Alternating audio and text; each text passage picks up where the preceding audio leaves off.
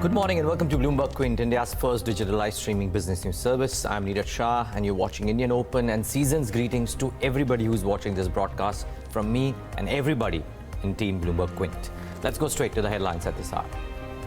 Treasury Secretary Steven Mnuchin speaks to bank CEOs to assure them of liquidity, even as he denies Trump planning to fire Jerome Powell. Back home, the GST Council cuts tax rates of 22 items during its meet on Saturday. Tax rates on cement and some auto component manufacturer parts remain unchanged at 28%.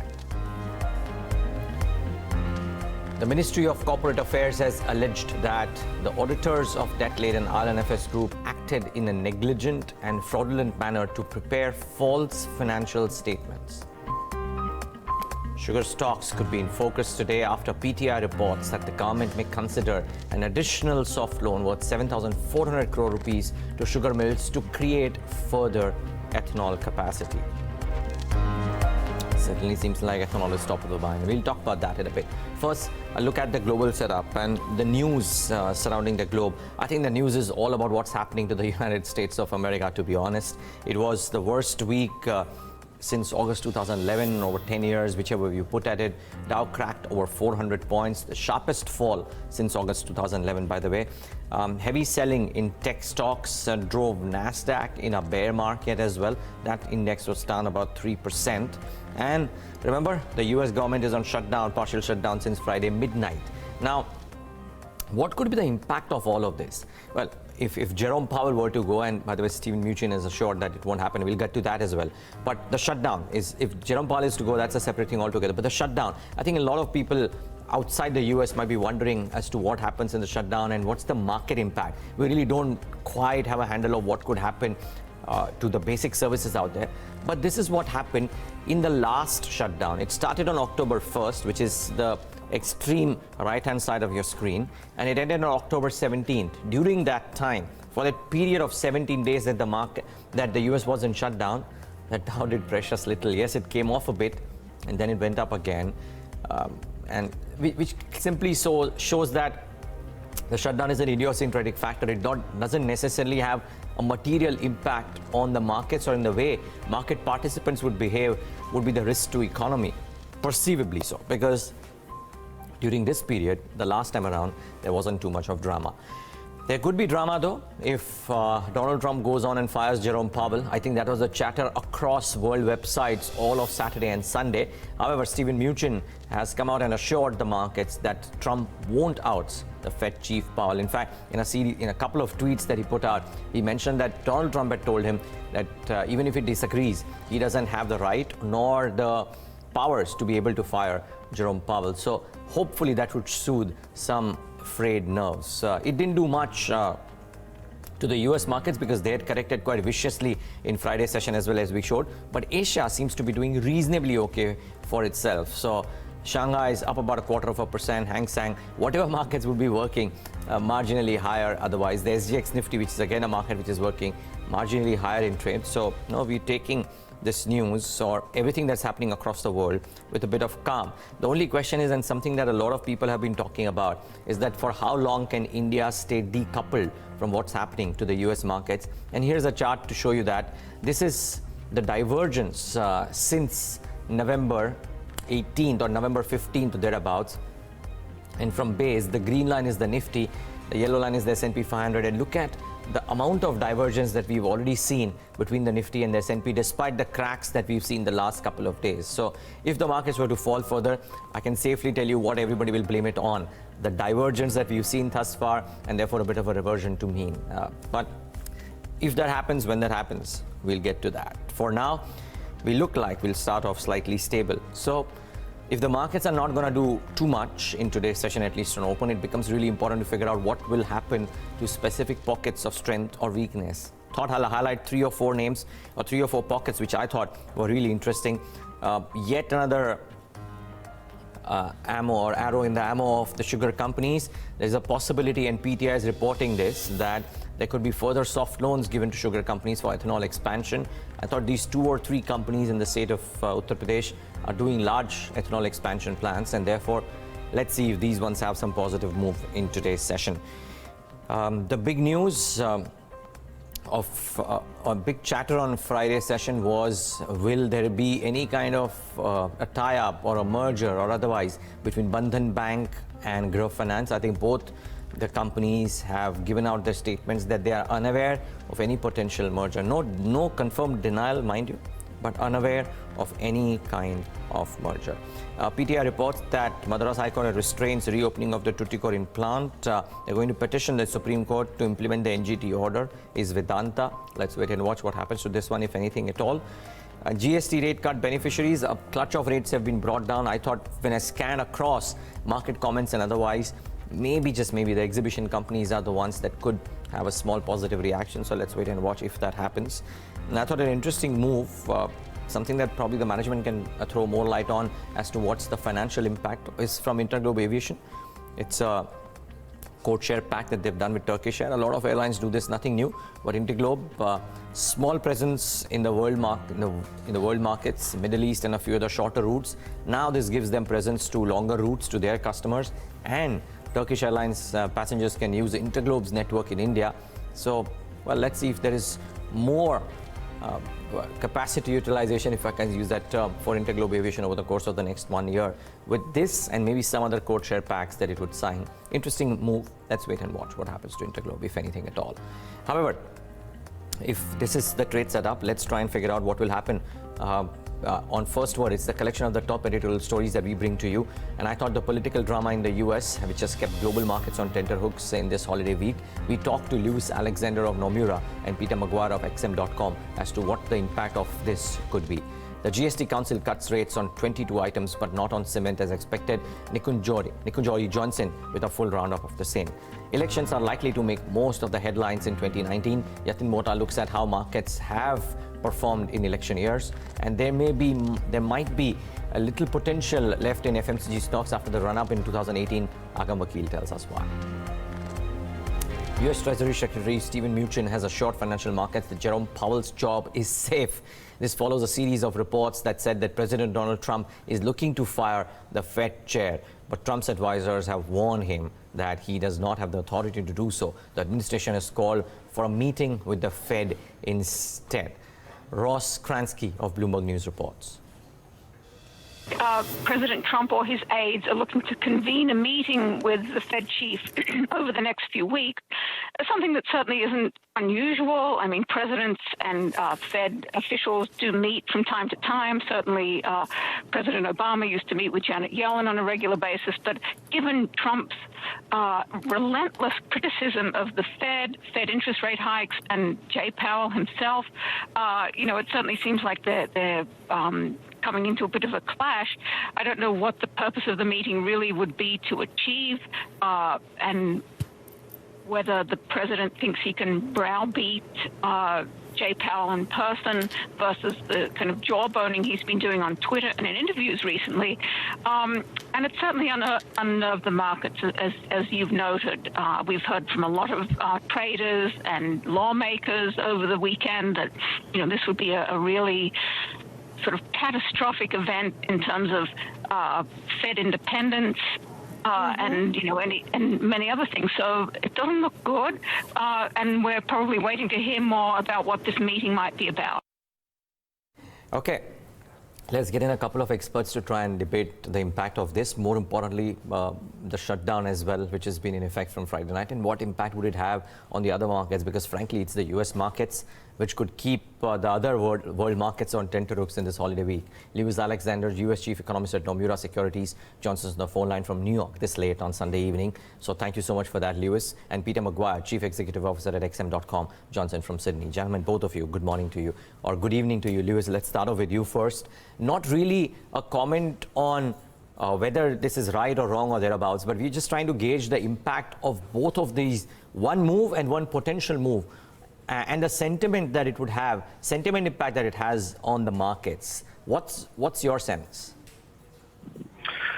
So, look, the shutdown itself, first of all, it only affects about a third of the federal government.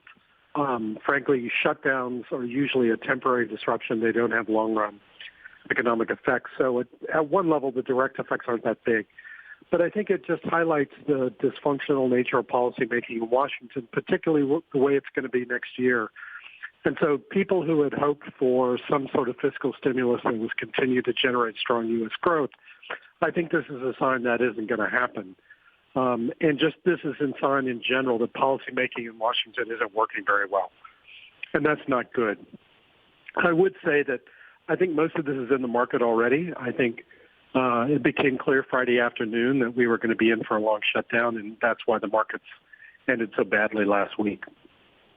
It's evident that the U.S. markets are in the eye of the storm, Lewis. The chatter around likely ouster of Jerome Powell was also creating a bit of a flutter, though I gather from the series of tweets that Mnuchin has put out that that is not going to be the case. Would the markets be convinced, or would the markets be on tenterhooks? So look, I think if there were, any sort of attempt to try and put pressure on Powell, I think that would be a problem. I think that would be seen as negative for governance generally in the U.S. and not good for markets. Look, I think that what you heard from Secretary Mnuchin over the weekend is I think they're very aware of that fact. They're frankly very aware of the legal constraints. There really isn't a way to do it. And so I think they realize that's going to be counterproductive. Now, President Trump is somebody who expresses his mind, and I expect we're going to get further criticisms of the Fed coming from him. But I think as long as they make it clear that this is just him expressing his opinion, I don't think it has a huge impact. What's your sense, Lewis, on what happens to the U.S. markets in the near term? It's been a terrible month of December. Does the holiday week of sorts see more of the same, or do you reckon that there could be a bounce, whether a dead cat bounce or otherwise? I mean, not trying to get a prediction from you, more a sense of what Nomura as a house believes. So look, I just say a couple things. First of all, there's an awful lot of bad news built into the markets already. I don't think there's a lot. We're not going to get a lot of news over the next week. At least I'm not expecting it, that could sort of push things further. Frankly, it does feel to me like the negativity in financial markets has gone beyond certainly where I think the economy is. I think the economy is going to slow, but I don't think it's as weak as markets would imply. So if we can get a little bit of a break from the kind of the news front, I think there's a chance that things might stabilize here. But that depends on there sort of being no more surprises. And of course, we can never be sure about that. Right, with Donald Trump in the seat as well. Well, Peter Maguire also with us. Peter, you just heard Lewis Alexander speak about his thoughts on, and from the hot seat in Washington. What's your sense of what all of this to emerging markets and the Asian markets? Because as we see, there's a bit of a calm in the 2 or 3 markets that are running today. Well, Niraj, I think that first off, there will be a little bit of calm. Let's see how the day eventuates out of the US and what happens later on as far as Europe opening and, of course, what happens in the US tonight. The sense of uneasiness is one of, it's put traders on the back foot, certainly creating a terrible, I think, sense of, how the year has ended and how it's played out, certainly in the US, and look at the China market as well. And that's creating, I think, that fear side. If you roll it across as far as crude, the market is just behaving, how would you say it? I suppose irrationally in a lot of ways, considering where it was in, that September, October early period. And it seems to be just one-way traffic for all of the markets since then. Where it ends, I mean, it's just a wait and see. Although I wouldn't be surprised if you're going to, knowing, I think, observing President Trump over the last 2 years and his behaviour before that, if you're going to come out with bad news, come out when the holidays are on, and I wouldn't be surprised if he turns the Twitter beat up over the next 24 hours. So, hold on to your hat. It's going to be a rough ride, and I can't see it, the Dow really appreciating much from this sort of number over the next matter of days. Peter, if one thing is how much it appreciates, the other bit is, and I think as Lewis said, that even if there is a bit of a calm, let's assume the Dow doesn't appreciate too much, but if it stops correcting, the impact that it has on other markets. I mean, India is separate because India has been at complete dichotomy with what the US markets are doing. We've done really well compared to the US markets, but the other Asian markets have come off a bit. If the Dow and the S&P stop falling for the next couple of weeks, how would the other emerging markets take it? Or decoupled, you would reckon? You've got to also, I mean, that's nice if they do, but remembering on the 14th of Jan, you've got the Brexit issue. Then you've got rolling forward naturally that the momentum coming into France. You've got all of the uneasiness across that Eurozone. So there's no sense of calm there to really, as a backstop. And the next part is, how bad is, if there is any potential shutdown, and what effect is that going to have psychologically to the market? Yields, Fed's efficiency or effectiveness leading into 19, that's now under question to some extent as far as, certainly from the President's mantra. And are there going to be any more casualties after James Mattis has resigned? The likes of Larry Kudlow, the likes of Navarro, these sort of guys, are they going to be still, prepared to sit at the same table as the President? Okay. Well, let's wait and watch. Maybe the markets have run ahead of where the economy is, and the economic scenario is not as bad. So let's see if the markets recover a bit, or do they continue to be volatile? We'll get to know about it. Lewis Alexander and Peter Maguire, gentlemen, season's greetings to you, and thank you so much for joining in this early morning in India time. Thank you. No problem. Well, that's a view from two experts. One sitting in New York and talking about what the US markets are doing, Nomura, and Peter Maguire talking about the impact thereof.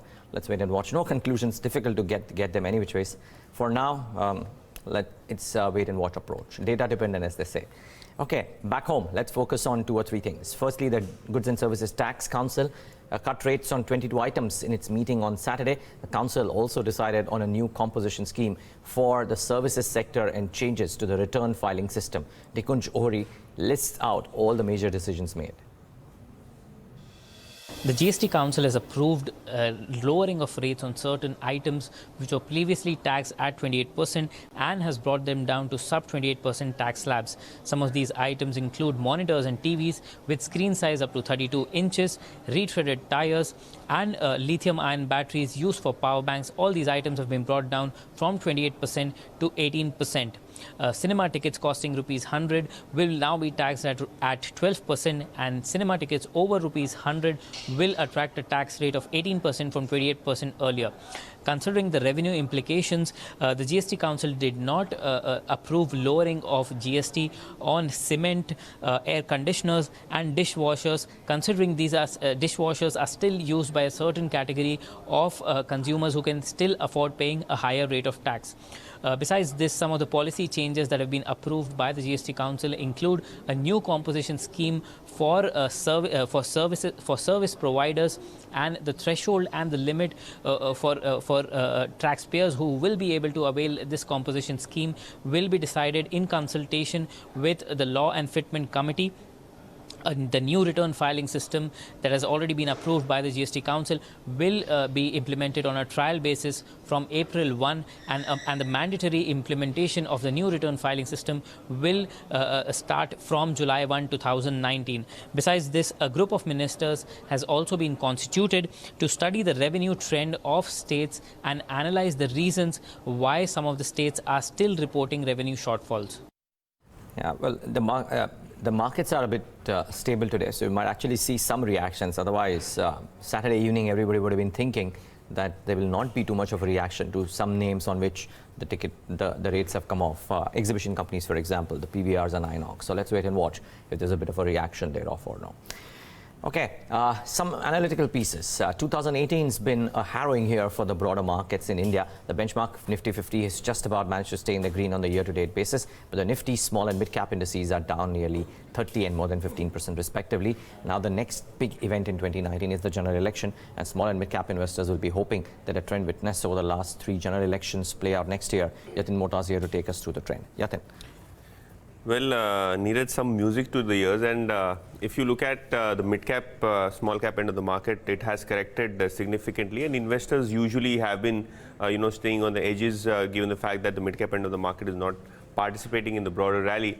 But the silver lining here is that after every year of, significant correction that we have seen in the mid-cap index and the small-cap index, the next year has been a significant return giver to investors. More importantly, the year wherein we usually see the mid-cap index and the small-cap index, correct in a pre-election year, the election year returns have been quite strong.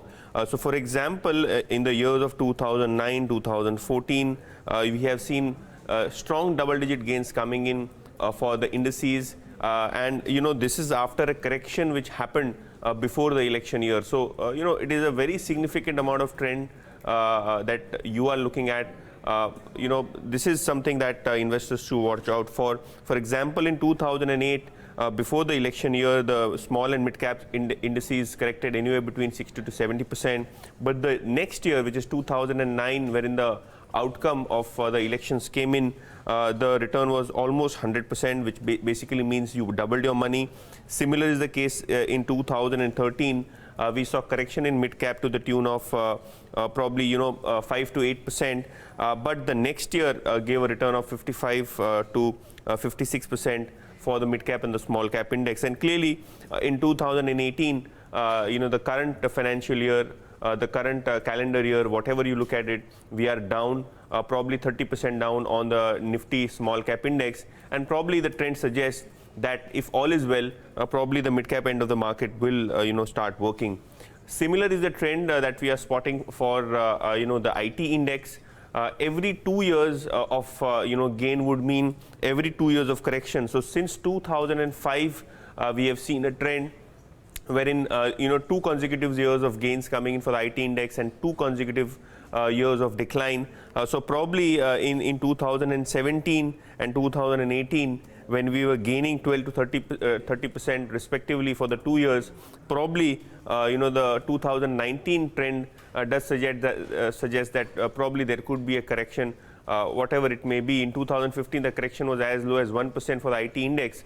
Stock-specific action was quite solid in those years, but clearly this is a trend. Every 2 years of gains and every 2 years of decline coming in for the IT index. But let's really look at the factors which impact the IT index. We have Nomura, which in a note said that they expect the IT sector to be under pressure. This is on the back of probable slow growth, competitive pressures which could probably hamper the margin growth, and also the protectionist measures that we are seeing globally, especially in the US, regarding to the local workforce and regarding local businesses. That could again eat into the profitability of the IT index. Now, if you look at the consensus stock analyst recommendations for 2019, all of the IT stocks could see a upside potential according to Bloomberg consensus. So Oracle being the highest, followed by Tata Elxsi, NIIT, Mindtree, HCL Technologies. So a lot of these brokerages are positive on the IT stocks, especially on the mid-cap end of the market. Infosys, Tech Mahindra, Tata Consultancy Services, TCS, all of these stocks also could see positive returns according to the Bloomberg consensus. However, Wipro is the only stock wherein brokerages do expect a decline of 3% in terms of return potential for the next 12 months or so. But let's really see whether or not the trend that we are talking about since 2005 really follows suit in 2019. Well, cross fingers for some positive trends to come about, if not the negative ones. Yeah, then thanks for putting that into perspective. The last piece on First Word today is, about yet again an analytical piece. Now, in a year when Indian equities have hardly given any returns to investors, consumer staples have clocked double-digit growth. But this has made the FMCG stocks even more expensive in terms of valuations. We've spoken about this ad nauseum a number of times. At the end of the year, it's important to recognize what valuations and what's the snapshot of how these companies stack up to take a decision on what you should do with them in the year 2019. Agam, good morning. Good morning, Neeraj. Well, you said it yourself. We just saw about a 2% growth for the Nifty this year, but the Nifty FMCG index has risen, well, around 12.5%, and that has clearly made some of these stocks expensive. And investors at this point in time are asking questions that if there is volatility in the Nifty and the benchmark indices, well, what can be done with a sector while it does have a lot of promise based on consumption, but it is also looking expensive. And I ran a check when it comes to your price to earnings valuations over your FY19 and compared it to your 2-year and your 5-year averages. And what we realize is that despite the fact that this is a forward FY19 valuation, which is supposed to be lower, it's still much higher than its 2-year and 5-year averages. So when it comes to HUL, ITC, Nestle, or for that matter Colgate, in relatively smaller market cap, we have something like a Marico, or for that matter something like a GSK, Imami. All these FY19 price to earnings ratios are much higher, or at least comparable to your 2-year average and your 5-year average. We have to understand that when it comes to the top 10 FMCG companies, what I've considered right now is all companies with a market cap of over 15,000 crores. So if valuations are expensive, where does it leave us with return potential? It's sometimes, in fact, it often happens that analysts keep a relatively higher potential, despite the fact that some of these companies trade in terms of valuations. But from what we've understood at this point in time is, except for ITC and Imami, none of these companies are expected to give a return of over 4% from current market levels, and that includes something like a Colgate-Palmolive, which is expecting to see a negative return of 8%. HUL, which has been in the news for so long, and it is also one of the more relatively expensive ones, that is indicating a return potential of around 3%. Something like a Marico and Dabur, along with Britannia, well, investors are not seeing any return whatsoever at this point in time. So the question remains is it fully priced in? Are all the positives completely priced in? And should we see even a little bit of volatility in the markets, can that also, bear down on the FMCG index? And at this point in time, it seems, at least as the street is suggesting, that the upside to a lot of these FMCG names is capped. Well, let's see if that indeed turns out to be the case. I think the point is well made. The question mark only is whether they continue to defy all that they have continued to do in 2018 as well, because we heard this at the start of the year, and still these are the stocks that have managed to do well in a scenario days. Agam, thanks for putting this into perspective. That's Agam Vakil with a valuation stack of the FMCG names. Brings us to the end of First Word. Lots more lined up on Indian Open. I think markets remain at the center stage. We speak markets and macros with Sanjay Dutt of Quantum Securities. He joins us in less than 15 days because the scenario is just so important to hear from somebody like him. And then talk about competition and opportunities for Biocon with Chairperson Kiran Mazumdar Shaw. But after this break, a full tilt towards the day's trade.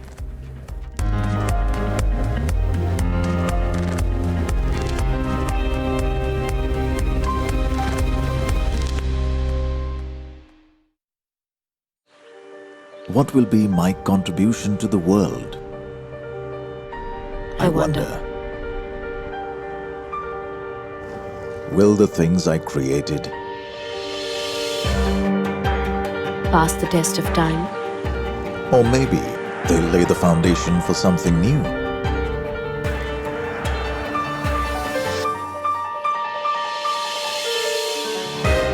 I hope my ideas survive. I've had some great ones. And there's still so much left to do. Who knows what life will bring? The road is long. The journey full of promise. The pursuit only just beginning. A series of exceptional stories about exceptional people whom time won't forget. Pursuits by Skoda. Coming soon on Bloomberg Quint.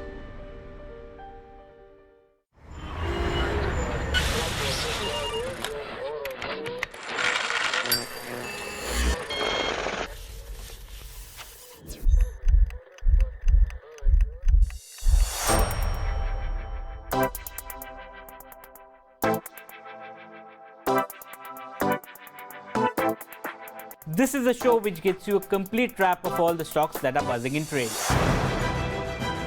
Everyone's a price taker, not a price maker out here. There are better opportunities in the marketplace. The return ratios will improve, margins will improve. What are you seeing? Valuations are extremely expensive. It would take 100 years of profits to really pay off the entire debt. Not all good businesses are good investments. Good return on equity could be expected. And I think that is sustained. Their numbers, etc., were pretty sluggish. How much longer they can sustain, I'm not too sure. It has never been the scenario in any of the stocks. It's an avoid for him at this point of time. I wouldn't write it off in such a hurry. We're getting into more complex chemistry. Join me as I navigate the hottest stocks and help you pick the right stock at the right time.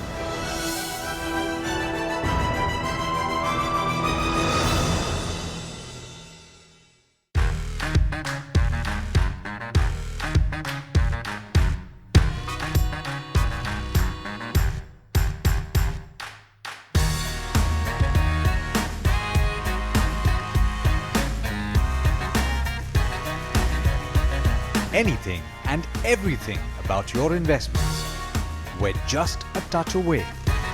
Monday to Friday at 12:30 p.m. only on Bloomberg Quint.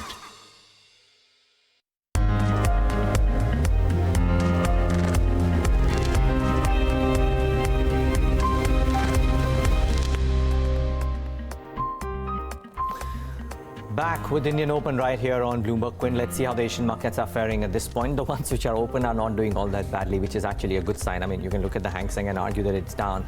Shanghai is flattish. The SGX Nifty is flattish as well. So we don't have any kind of big cracks at our hand early in the morning. Let's see how the day shapes up though. Before we move further though and get a sense of all the key stocks in news that could react today, let's get a sense of the derivative space, and does that give any signs? Agam Vakil is standing by with the FNO setup. Agam, what's the setup looking like? Because I remember the last 2 days when we've fallen on fairly heavy volumes. Right, we have, and well, expiry week is upon us. This is the final expiry of this year, and it's a truncated expiry week. So I reckon there will be a lot more going in these 3 days, considering tomorrow is a holiday. So let's bring up the futures. And the numbers at this point in time, as Neeraj has suggested, have seen a little bit of an uptick. They're starting to come through. A lot of positions starting to be taken in the January series as well.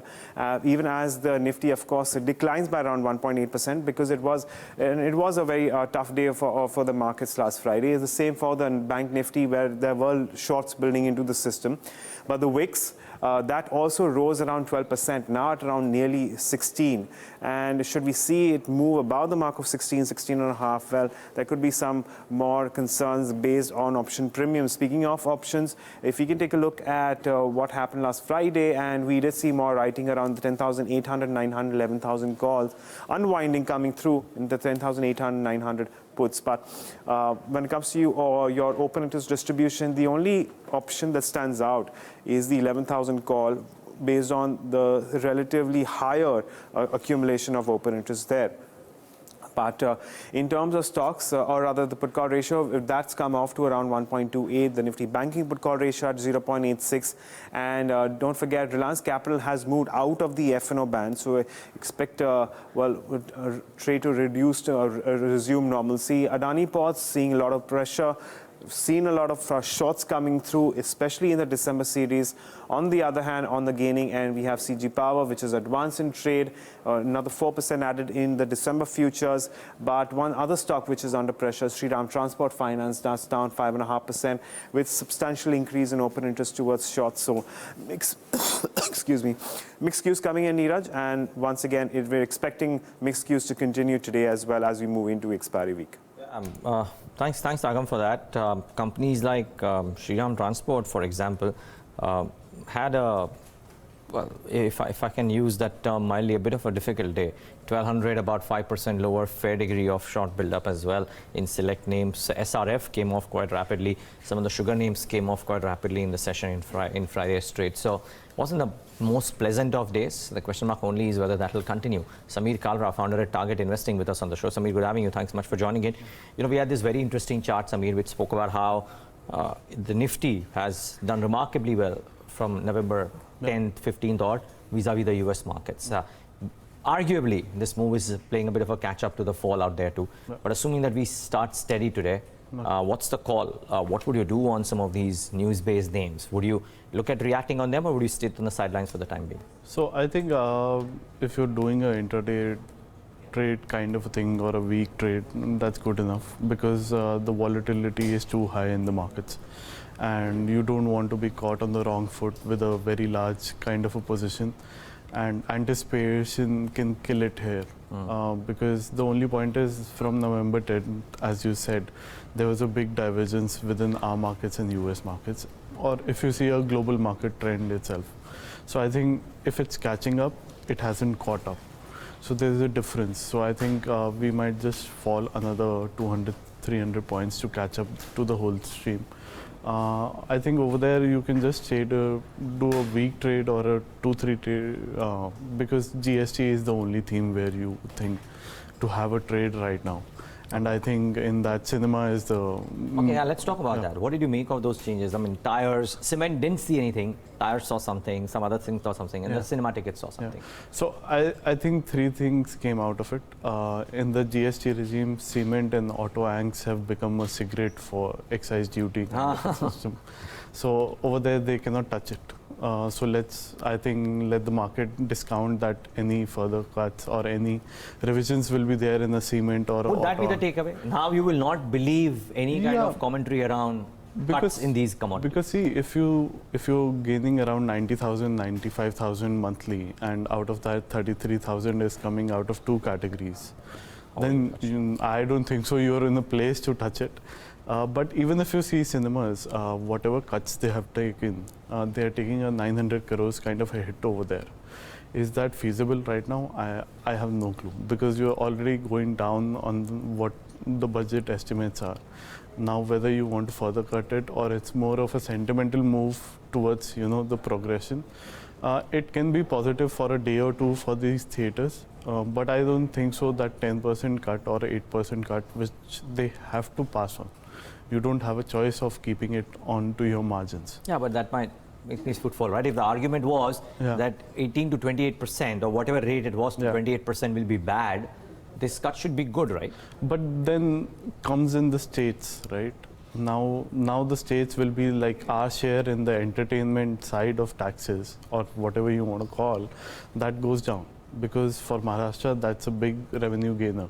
Now, why will not Maharashtra put on the add value tax to it? That's the whole case. Now, if that comes, then it's another negative, because that kind of tax is not in the power of GST Council to rationalize or anything else. So we have seen that happen in Tamil Nadu over there on the state tax on the entertainment part of it. It can come to other states also, because they are not foregoing the center tax. Entertainment tax, most of the part comes to the state. So I think over there, then these kind of a push and pull situations gets created. So I'm again saying the situation is there for a day trade or a week trade or a 2-3 trade. Not on the whole thing you can change the dynamics of the cinema industry and see the positivity going on and continuing on the medium term. So, okay. That's interesting. Okay, so that's one. Two, I mean, just the follow-up on that would be on cement, right, Samir? I mean, what does one do here? The numbers and commentaries have differed from company to company. There are southern-based companies who are saying that, our numbers are looking very, very strong. Some of the north-based companies are not quite saying that. And on top of that, you have this move on GST. What does an average investor do with cement? So I think, see, cement, if you're trying to play for a GST cut, then you're more of a trader. No, let's assume that's out of the window. Right, so that's out of the window now, like ITC, excise cuts. And so on the other part, if you talk about the volumes are growing throughout. The only issue is coming the pricing. So they did the pricing hike, but again, they had to rationalize somewhere or the other. So these price hikes are happening more on the consumer end. So that's a, retail consumption and the smaller consumptions. When it comes to infrastructure projects and supplying to projects, the price increases are not happening that much. Because what is happening now, you have two diversions in that market.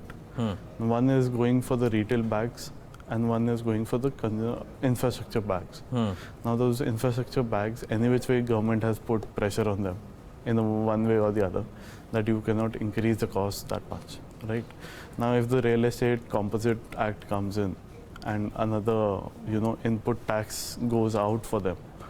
So I think cement is going to see a very long period or a very static period for price increases to not impact their P&L. It'll be very difficult because the margins and the gap between the margin expansion story can be stable or at a halt for a long time. From my point of view, they'll not be able to, gain from the reduction of the fuel costs or anything which comes on their books. Okay, so stay away for the time being. I think that's the call from Sameer Kalra on cement. He's for a day or two perspective, reasonably bullish on or tactically bullish on the exhibition companies, I reckon. Okay, well, lots more to talk about, but first, let's get a sense of what the other key stocks in news are. Some stocks that could react in the session today. Some small news bits on a clutch of names, ILFS and the likes, etc. Agam and Nikki here to talk about all of those. Good morning, both of you. Let's start with the stocks in news first. I'm going to start off with that. Well, we're looking at Tata Spons first because ICRA has downgraded the rating both on the cash facility and the fund-based proposed long-term facility for the company, given that the large growth plans as compared to the balance sheet may expose the company to the business and financing risk, a downgrade coming on account of that. We're also looking at ILFS Engineering, where Rail Vikas Nigam has terminated the contract for construction of 7 stations related to Kolkata Metro Railway, and it has also gone ahead and encashed the bank guarantee to the tune of around 40-odd crore. ONGC, where a PTI report suggested that the board says that it's not the right time to be listing its ONGC Videsh now. So again, a development that we need to keep an eye out on this counter. Well, we're also looking at PVR, where the board has approved raising 750-odd crore via QIP method. We're looking at Entertainment Network, where the board has approved the company's foray into US market, which will be to broadcast radio programs, and separately Vedanta and Sterlite Copper. That's again we're looking at Vedanta, where a couple of developments have happened over the weekend, where Madras High Court has restrained Sterlite from reopening the plant, and we've seen Vedanta again appealing the Apex Court to implement NGT order. However, we're not looking any kind of development, any kind of bearing on this in the counter, because a move which is much on anticipated lines. We're looking at Jet Airways, which is looking to raise as much as $150 million in loans and has sought Etihad backing. This is an ET report that we are talking about this morning. And last on the list, we have ICRA, where the promoter entity has Moody's Singapore has sold in more than 2% equity in the company. Okay, bunch of stocks, small ones at that. We'll watch out for those. Some bulk deals as well. Right. I have 3 on my radar. I'm going to start off with Healthcare Global Enterprises, where Pabrai Investment Fund has sold 2% stake in the company, and Sundaram Mutual Fund has bought around 1.2% stake at about 198 rupees per share. FM Industries, where Morgan Stanley has sold a 0.8% stake in the company at 560, and BlackRock Indian Equities has also sold around 1% stake in the company. And of course, moving on to Viatech Vabag, where we understand Goldman Sachs India has sold 1.6% stake in the company at around 270 rupees per share. So we're going to keep an eye on these 3 counters based on bulk deals. Oh, thanks a lot for that, Agam, as well as Nikki. Samira, I'm picking up a stock from that list, FEM, and I'm doing that for a reason. Not necessarily just FEM. FEM is a case in point today because of the bulk deal. Jamna Auto from 105 to about 63. Bharat Forge about 500, 525. Motherson Sumi about 160, 165. And we already spoke about how auto components could be the new cigarette in the GS sector in the GST era. What do you do with these names? So I think let's keep Motherson aside, because it's having its own issues globally, and the volume or auto volumes globally are taking a hit. We see quite a value in Motherson, so we have kept a buy over there at 160, 165 levels. But restricting to that level, seeing a downside further, maybe coming in the quarter results which they show. I think over there, Motherson is much more into the acquisitions and more. And the recent acquisition of PKC, which we are very positive, because it gives a lot of patent access and the technology access they require to diversify into even the railways. So I think over there, that's a big positive. Yeah, in meanwhile, you can see a downside on the slowdown and impact on the numbers. So I think over there, out of the whole lot, I think Motherson is a place to be right now. Okay, that's a bit of a contra call, if you will, because not too many people are going out and buying a Motherson. Though I must say, from those 150 odd levels back to 168, but this year has been terrible for Motherson Sumi. 55% lower in this year thus far. But that's been the case for a bunch of other names like Bharat Forge too. I think this year hasn't been particularly spectacular. Must be northwards of 33% at least for a Bharat Forge. YTD returns, yeah, 31% this year, not too great. Jamna Auto from 102, 103 back to 63. So that's about a 30-35% cut from the peak. This year maybe 19-20%, but from the peak it's come off quite a bit as well. So a lot of these fancied names have come off quite rapidly. Maybe we'll talk about those as well. 8:45 though. Let's bring in our technical experts on board to try and figure out what to do in a scenario like this today. Rahul Randeria, technical analyst and independent market expert, joins us on the show with his sense of the charts, as does Brijesh Bhatia, head of research at Dealmoney Securities. Gentlemen, both of you, thank you so much for joining in. Rahul, can I start off with you? Good having you back. How are you approaching trade today? Good morning, Neeraj. If you look at the daily candle on the Nifty, it has formed an engulfing bearish pattern. But if you look at the global setup, if you look at Dow Jones, already it has corrected. It has been correcting for the last couple of days, means to be precise 14 days, and 15 day is the Fibonacci number. And if you look at the global setup in Europe and CAC, FTSE, Madrid, on Asia, Hang Seng, Nikkei, Moscow. So definitely these all global markets have been correcting since last 13 to 14 trading sessions, and India has decoupled from that for the time being. We have seen a significant rally from the levels of 10,333 to 10,985, which is almost 652 points of rally in a very short span of time, which is a fast example of a faster retracement. Now, looking at the global setup, if we look at in 2001, 2002, Dow Jones had corrected 16% from its top, and then we have seen a significant rally. In the recent scenario, in the last couple of months, where Dow Jones had already corrected 16%, I feel that just bottom is around in the Dow Jones and a global market as well. So we could see rallies coming in the global setup maybe in the next 6 to 8 months, maybe 5 to 7% from the current levels. And looking at the Indian setup, maybe we could see a couple of points, maybe 30-40 points down from the here. As we know that current week is a truncated week, so we could see some sort of support at the lower levels. So as of now, for trading strategies, because of the expiry week, we could see a zigzag movement till Thursday because of the rollover activity much of on the index. So definitely any correction from the current levels, maybe 0.5%, one should buy at the lower levels. Stop loss should be placed below 10,650 on the Nifty spot. On the upside, I feel that again we can retest the levels of 11,000. Okay. What about you, Brijesh? How are you approaching trade today? We'll start off flattish. Do you buy, do you sell, or do you stay put? Yeah, I think if you look at the last week momentum, index has tested again back to the 200-day average. Probably yes, 10,700 would be the good level, but I will slightly avoid at the current level and look to buy around 10,700 on the downside. Or in case it is moving about 10,812, which is around 200 hourly exponential moving average. That would be the trigger if in case a market is not dipping and moving on to the higher levels. But at current level, I will slightly wait at 10,700 or at 10,812 to take into the trade. Okay. Let's talk about specific pockets of strength or weakness, specific stocks. And Brijesh, I'll start off with you first. Yeah, I will go one stock long and one on short side.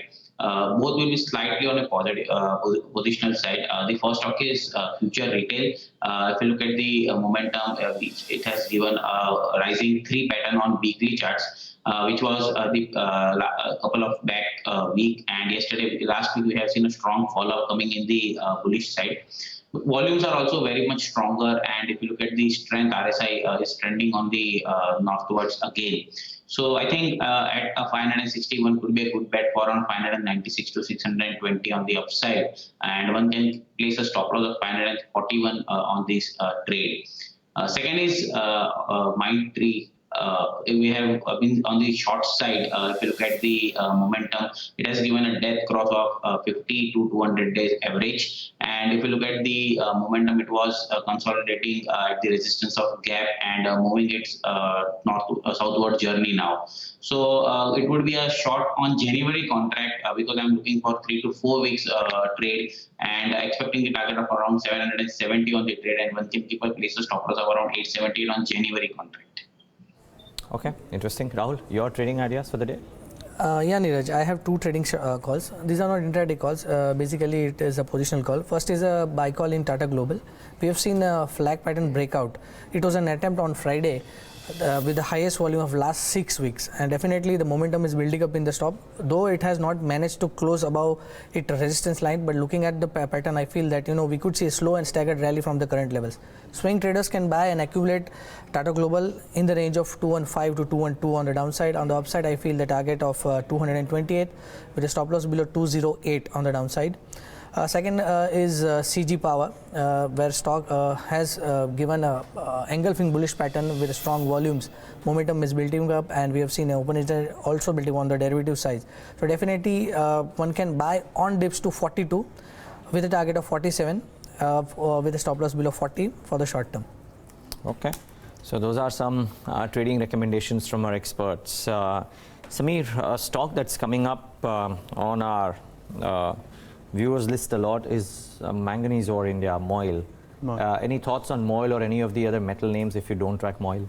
So I think MOIL, as of I have not had a full detailed research on it. But if you see on even the Sandur manganese and MOIL, see the whole problem with these manganese pricing is always there.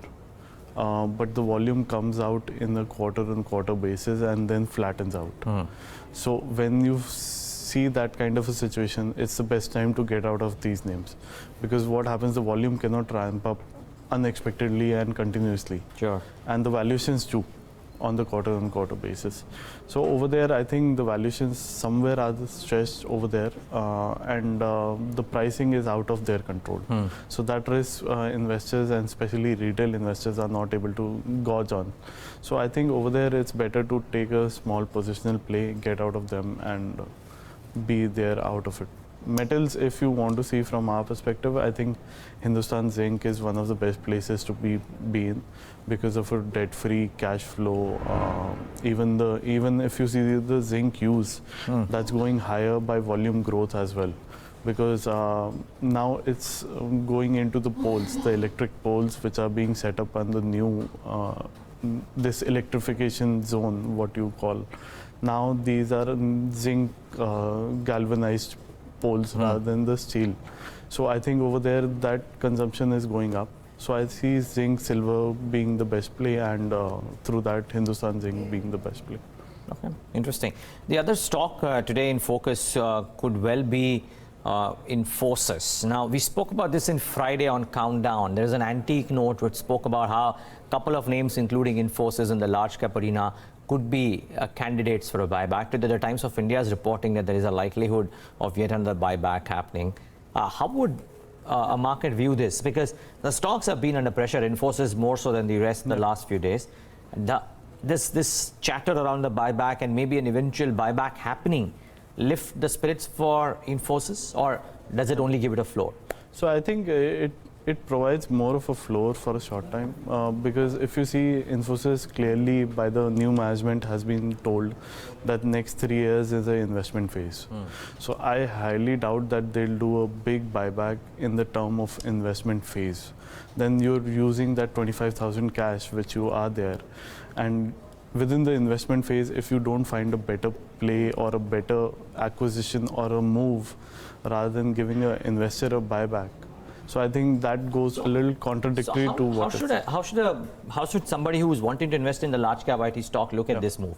Or should he look at a buyback if it comes about as a rewarding shareholder and therefore go out and buy Infosys? Or should he look at an admission that maybe there are other IT companies which are investing money in growth, you are not, let me not play you, let me try and buy into something else? Yeah, so that's what I'm saying. So if you say that we are in the investment phase and then you give out a buyback to that large extent of 50% of your cash on books, then I think you're saying that I'm not able to find any big play out there, or I'm not find a value in that big play, let's say in that sense. And I rather give you a 50% cash. So I think as an investor, I won't buy that. Or I'll just buy it into that, okay, I'll get a buyback, I'll get a benefit of the buyback and get out of it. It doesn't change my base for the Infosys case, where the investment phase has to continue at a larger pace for 2 years to at least reap that benefit. Because the only point is if you're using that cash on books for even on the buyback when you call for an investment phase, I think that gives a little contra call on what you said 6 months back and now what you're doing. So I think that's a little contra for me. So I would rather go to a TCS, play through that, because they are still in that phase and they have a bigger deals revenue coming in next 6 months. Okay, fair call. We'll watch out for that. On the IT stocks, Rahul, Infosys in particular, as a trading play, it might start off marginally higher today. Let's assume it does. What do you do as a trade on Infosys? Neeraj, if you look at the overall chart of Infosys, it has moved out from the slag time. We have seen a rally from the levels of 440 and it was straight away till almost 750. That was because of rupee getting weaker. As of now, in the current situation, we have seen a rupee getting stronger and the stock is under pressure. But if you look at the overall daily chart on the weekly, monthly and quarterly charts, the stock is on the touch line of a breakout of a rounding bottom. So long term, I feel that maybe trading opportunity would be less. It would be highly volatile because it has just tested its 200-day moving average at on the Friday's close. It would consolidate at these levels. But for the long-term investor, one can start accumulating or start chipping in small and staggered manner from current levels. I feel that in long run, maybe next 12 to 18 months, it can retest the all-time high. Yeah, but that's a long-term view on the charts. Yeah. Somebody who's trading might not have such a long view. Yeah, but that's what I said, that for trading it would be highly volatile because it is trading at 200-day moving average. It could cut on both the sides for the long and short. Risky to do it accordingly. Yeah. Okay, fair call. So keep that at the back of your mind. But to Rahul, the chart suggests that over the medium term, Infosys could get back towards levels earlier. Brijesh, you are short on Mindtree, so I'm guessing IT is not looking all that great. But OMC's a bit of a dichotomy there on IOC in particular because of that dividend play. But HP, BP, IOC, how do they look on the charts today? Crude hasn't quite made a move upwards. Would you trade any of the three names? I would better go for VPCL. We have seen stock is being outperforming against all the peers in the group. And with the momentum already market is in, I think markets might see some good reversal coming in this space. So VPCL would be my bet where I would look for a chipping on the upside. And keeping a target of around back to around 388, I am expecting on the higher side. So BPCL would be the play for me. Okay, watch out for BPCL. That is the play from Brijesh in the session today, at least on the oil marketing company side. What else? I was looking at the NBFC space. Shriram Transport Finance, for example, had a big crack in Friday's trade. So that one was down about 5%. Not that the others were. And then this whole chatter around, Bandhan Bank wanting to either take a stake or merger with Grah Finance, etc. Both haven't denied it, but they've said they're unaware of the development, etc. Until some news comes about, you never know. Yeah. What do you do with two arguably expensive NBFCs? Yeah. So I think GRU is more of an investor-friendly stock. It's a place where you had invested at a certain point and you keep a hold on to it. Because if you see GRU, even in these turbulent times for liquidity and the costs, they're able to maintain because of their parentage, let's say in that certain sense. Their accessibility to funds, everything hasn't deteriorated as much as the others, if you see. So I think over there, GRU has a little upbeat, but the only point is that the book is very conservative in nature. So if you see the aggression on the loan growth and everything has been very stabilized in a way. They have not gone too aggressive on the growth and all the numbers. So I think GRU on a standalone, whether this deal takes up or not, you should be there. On the Bandhan, if can somebody enter right now as well? So I think you can, but you should expect a downside from at any disappointment out there. Fair call. And you can buy into that disappointment because it's been a consistent performer until unless really something goes drastic. So I think on the Bandhan side, the only point is when this overhang is there on them for the promoter dilution, all these kind of news will keep it propped up. I don't see any downside coming to them drastically because that news has already priced in, and now the speculation of what they do on this whether they do it a merger, whether they do it to a institutional. So I think over there, these will keep the valuations propped up for them. Okay, keep that in mind.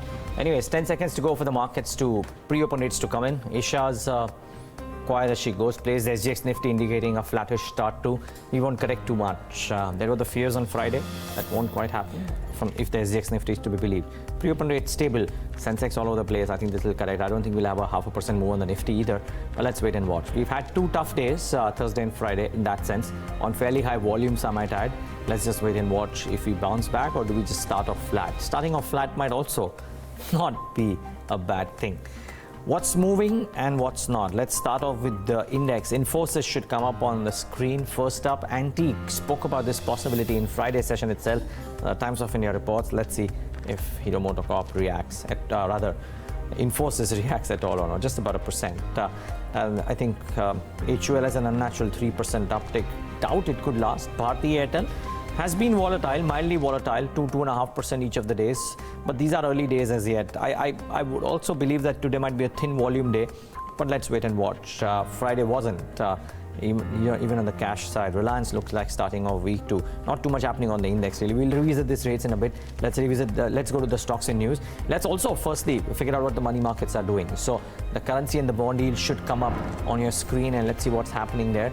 70.20 flat, extremely flat. The bond yields 7. Okay, it should come up on your screen. 7.27 again. Well, unchanged, but more or less around that 7.25 mark. So no big reaction in the money markets. Not that anything was anticipated. Okay, let's talk about some stocks and news. GVK Power has this 10% uptick. They are in talks for some asset sales, etc. The newspapers were reporting that. Let's wait and watch if it lasts. But for now, looks like it'll start off on a good note. Navkar Corp, after a big move in Friday's session, looks like starting off another 3% higher. And let's pull up the GST beneficiaries. So PVR and INOX should come up on your screen. And let's see what's happening there. PVR about 1%. INOX Leisure about 1.5%. So 2 or 3 names out there moving around a bit. Any losers? Crompton Greaves Consumer looks like starting off about 6% lower. Let's wait and watch what happens there. And the cement companies, a lot of them had risen in anticipation of some moves happening. If not on Friday, then before that. The likes of India Cements, Kesoram, Orient Cement, etc. are all coming off today. About 3.5% for India Cements. Orient Cement down about 2 or 3% either as well. So a bunch of these cement names have come off quite strongly. Lastly, I just want to see what Shriram Transport is up to. That stock was down about 5% in trade. Fair bit of short positions too, I reckon. For now, about 1.5% higher. It's not all that bad.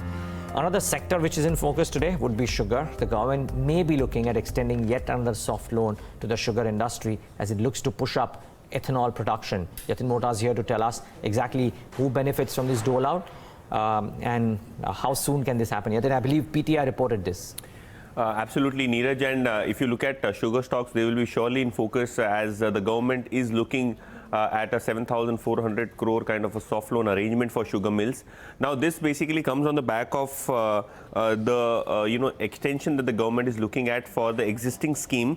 Remember, there were almost 114 applications which the government received for an amount of nearly 6,000 crores, and that has been approved. However, the total applications received were to the tune of 13,400 crores in terms of the fund support which is required for the sugar industry. Probably the government is looking to expand the overall fence of the scheme, given the fact that there have been a lot of applications coming into the marketplace. More importantly, this will benefit not only the farmers, but also will benefit various sugar mills in central India as well as in UP. Now, this also comes as a booster for ethanol manufacturing, because the scheme was also including the ethanol manufacturers, since the government already has a ethanol production promotion scheme going on. This is basically for non-molasses based distilleries, which are also likely to benefit from the move. And not only that, the scheme also aids expansion and setting up of new ethanol plants. So the fund support is not only for the cash-strapped sugar mills, but also mills which were looking at, expanding their ethanol capacities. And probably analysts on the face of it do believe that companies like Balrampur Sugar, Dhampur Sugar, and probably the likes of Dwarike Sugar are likely to benefit from the move, apart from the regular cooperative sugar mills, because the ultimate aim of the government is to provide relief to the sugarcane farmer. Yeah, well, let's wait and watch how much move does this bring about, if this happens or not in the first place. But Yatin, thanks for bringing us this piece of news as well. After that initial hurrah in the sugar names, wherein Balrampur may have moved from 80 to 100, then every move at higher levels is getting sold into. What does this tell you? So this tells you that traders were there, investors were not. The story is much more believable on paper, and the ground movement is still very slow. Because see, the only point is the proportion of their debt and the proportion of the interest on that debt has overweighed the operations. In the past years. Right, in the past years, right. Now what happens now, this whole story of ethanol has kicked in, that the government wants it to go to a 15 to 20% in the near future. Now over there, the ethanol process is so heavy on the water usage, and especially the groundwater usage. So let's be very clear that groundwater is the most important part of ethanol process. So I think over there, India lacks now a way big. So I think over there, even if you want to play this ethanol story, I think Praj industry is the place to play through, because every specific sugar mill will not disclose how much we are putting up right now as a ethanol consumption. They have. See, even if they do, the only point is that production and that capacity coming in and that ethanol production going out, that has a gestation of at least 12 to 18 months. Now this, meanwhile, Praj has the technology to provide for that manufacturing setup. And whatever the 7,400 crores initially which was announced, that 6,400, 7,400 for the ethanol production support. So that all money will go to people like Praj because they have the manufacturing capabilities. Now they'll not, so they are not concerned with whether the production goes through or not. They are more on the providing the technology. So even if that out of 6,400, even 1,000 crores comes, let's say 1,000 crores comes to Praj, I think that's a way much bigger booster than these sugar mills. Because sugar mills, obviously in a cycle, they always face these issues. When the prices go down and the production goes up, everyone talks about the future cut. And then everyone talks about, a debt relief when the election comes in. So this cycle has been repetitive. That's why you don't see any wealth creator in that sector. Okay. So that's a case which won't change. It has a hope to change, but I don't think so that'll change in the near future. Keep in mind, Balrampur Chini's market capitalization is 2,400 crores. The company has gone on record saying that they will do profits of about 300 crores in the current year. If maybe, Sameer's point is well taken, that maybe the proof of the pudding is in the eating. Let it come on print first, and then the investors might be convinced. Because if the commentary is to be believed, and if the math is to be believed, then ethanol will certainly add a decent enough profitability stream to the sugar companies, at least the ones who've got the capacities on stream. Mind you, Dhampur sugar mills already has a large ethanol capacity on stream November onwards. So maybe they'll be able to take some benefits out of this ethanol movement as well. But let's wait for the results to come out and then take a call. 8 minutes have settled. As they have settled, Infosys looks like starting off about 1.5% higher. Axis Bank about 1% higher. Bharti Infratel about 1% higher. What looks like starting off weak, Vedanta on the news of Tuticorin looks like starting off about 1% lower. Infosys 1.5% higher in trade. That remains the top draw at the index end. At the broader end of the spectrum, stocks that have come off a bit. Brijesh, the cement companies look like starting off weak today with reason. They didn't get the benefits that maybe some quarters of the market anticipated they would. Is there a trade in any of the cement companies? I'll also add a Kesoram to that list. I would positionally I would go for Ultratech. So if you look at the Ultratech, it has been strongly consolidating about 3,800, which was a minor resistance previously. And and we have seen 4100 also. So in case it dips to around 3770, 3800 sort of levels, I think positionally one should look to buy Ultratech, and I am expecting 4K levels again on Ultratech. So one can keep a stop loss of around 3650 on positional and look for higher levels again. Brijesh, my question is to the contrary. I'm actually asking if you go out and short any of the cement names today. No. India Cement looks like starting off 2.5% lower. Orient Cement is 2% lower. You wouldn't go out and short them?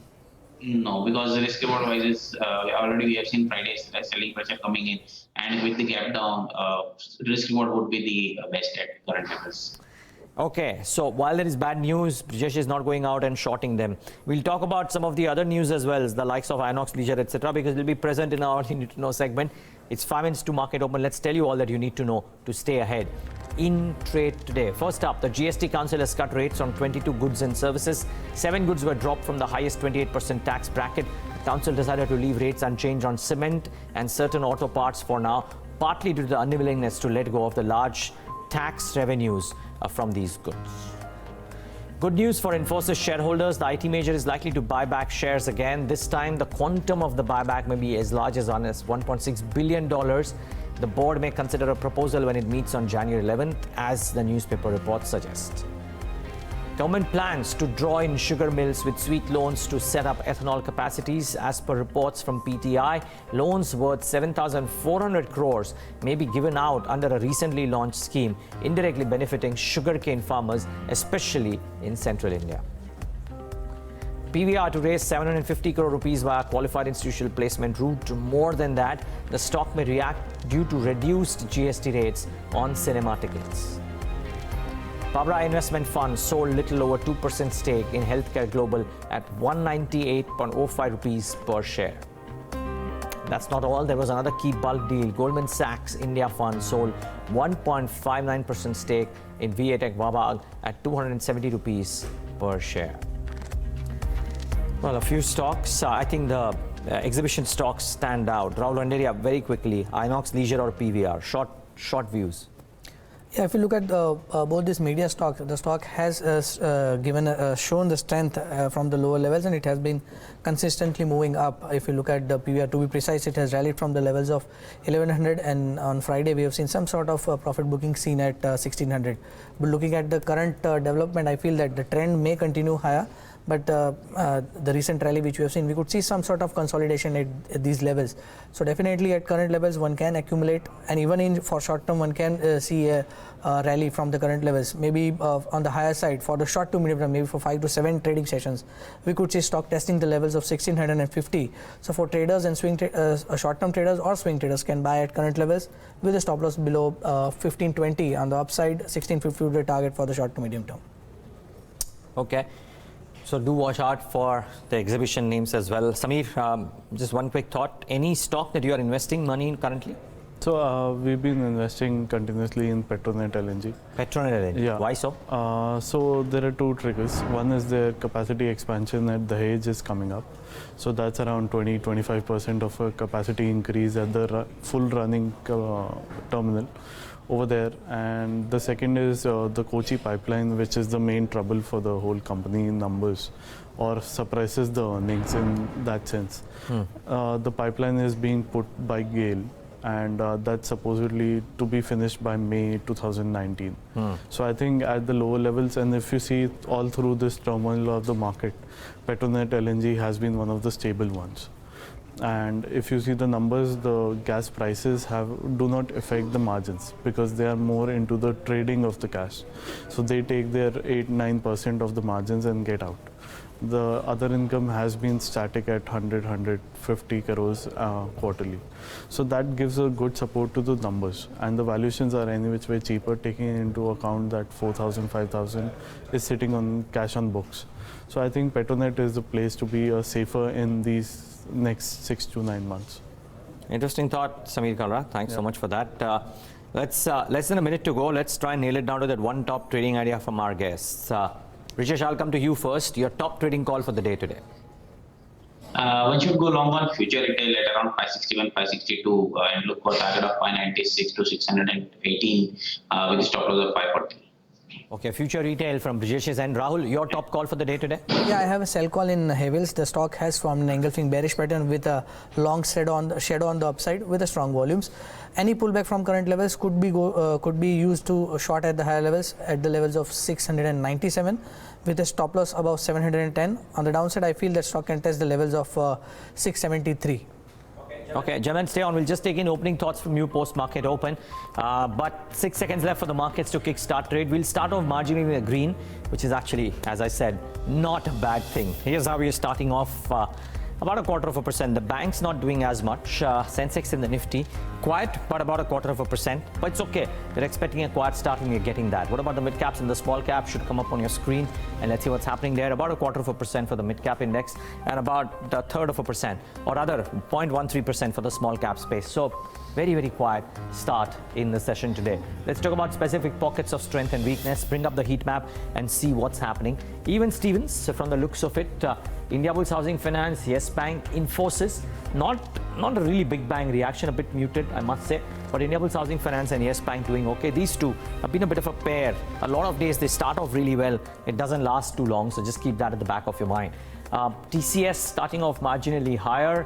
There is strength in, well, maybe private banks, ICICI Bank, IndusInd, Axis. So the banking space looks reasonably okay right now. What about the losers? Hero MotoCorp, another couple of percentage points shaved off. Vedanta about 1% lower. That's a stock in news. UPL about 1% lower, but that's about it. Don't quite see the oil marketing companies in the list of the losers. HPCL marginally in the green, IOC marginally in the green. So the OMCs are continuing where they left off. But even Stevens, and now completely flattened out, marginally in the red for the Nifty and the Sensex. So, well, no big moves out there. Let's talk about specific pockets. One or two pockets of news that I want to highlight before I get in some thoughts from our experts as well. Firstly, GST beneficiaries, PVR and Inox Leisure, and Inox is duly reacting. 246. That's a pretty strong start from Inox Leisure in the session today. What else? The sugar companies, maybe they should come up. Ethanol expansion benefits coming in. Maybe some soft loans to be handed out to these guys. Starting off marginally higher, but remember, every up move in these names is getting sold into, so you got to keep that at the back of your mind. Sugar doing reasonably okay for now, at least. Let's see if it lasts. And both companies, Bandhan Bank and Growth Finance, say that they are unaware of any kind of merger or a tie-up. The stocks had flared up in Friday's session on certain news stories coming in other media. For now, have cooled off completely. Perils of trading on half information. Not that the information might be wrong, I'm just saying trading out there might be a bit disastrous. For now, Bandhan Bank has lost out about a couple of percentage points. The markets about 1/4 percentage point lower. Brijesh, opening thoughts. We are in the red as we speak. How do you trade the Nifty Bank? We haven't quite spoken about that. Yeah, I think Nifty Bank, if you look at the momentum, 840, 850 on the futures is very strong support. So in case it is holding those levels, one can look for long opportunity. I think markets might see a good reversal in second half of the day. So keeping a stop loss of around 26,740 on the future level and buying at around 850, 860 level would be the good trade. I think we might again resume about the 27,000 levels in the maybe a day or maybe a two on Wednesday. So I think long bet on Bank Nifty. Okay, Rahul, your thoughts? Yeah, on Bank Nifty, I would rather wait for some cool off. I would, to be precise, I would be buying around 26,666 on the spot level on the Bank Nifty. On the upside, we could test the levels of maybe 2,700 in the short term. For day trading, we could see after hitting that particular gap area, we could see 100, 150 points bounce. So it would be highly challenging for day trading in Nifty as well as in Bank Nifty till the expiry. In Nifty, I would be waiting for the levels of 10,700 on the spot, and then I will take a long call on the downside with a stop loss of 10,650 on the upside. Again, stock Nifty can test the levels of 10,865. So I would wait for some more cool off and then buy at the lower levels. Okay.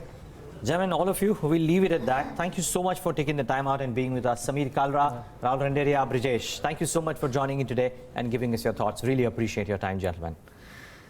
Well, as we speak, it is the cement names on GST not coming out as maybe certain quarters expected that are bearing the stick, a bitter end of the stick, I might add. India Cements, Orient Cement, the entire clutch of names has gone off and gone off completely. What's doing well are the beneficiaries, the PVRs and the Inox Leisures. They seem to be doing reasonably okay. The markets are absolutely flat, actually about 0.25% in the red now. Good time to get in. Sanjay, the director at Quantum Securities, joins us on the show. And Sanjay, really good having you back. Thank you so much for agreeing to do this at such short notice, because I know we just spoke a few days back, but really appreciate this. Good morning to you. How do you view what's happened in the last few days? We just pulled out a chart from November onwards. The Nifty's outperformed the S&P 500 in a meaningful way. There is a big divergence there. Do you think that could be a return to the mean at some point of time if the US markets don't recover in a bit of a hurry?